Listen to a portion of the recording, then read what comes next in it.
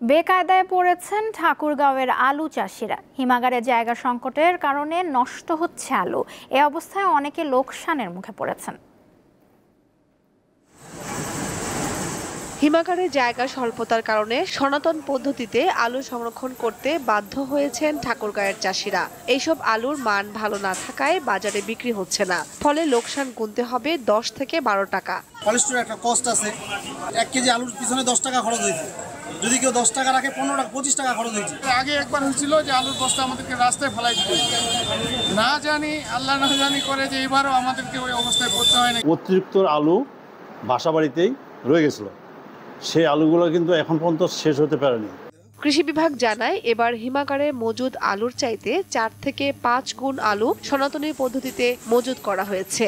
আলু ঠিকভাবে সংরক্ষণ না করার কারণে অনেক আলু পচে যাচ্ছে, অথবা কৃষক গরুকে খাওয়াচ্ছে, অথবা এটা কম দামেই কৃষক বাইরে বিক্রি করে দিচ্ছে। এখন কম দামে যে আলুটা বাইরে পাওয়া যাচ্ছে, এই কারণে কিন্তু এখন স্টোর থেকে এখন পর্যন্ত অর্থাৎ জুন মাস শেষ হয়ে যাচ্ছে, জুলাই মাস আসতেছে, স্টোর থেকে কিন্তু আলু বের হয় না।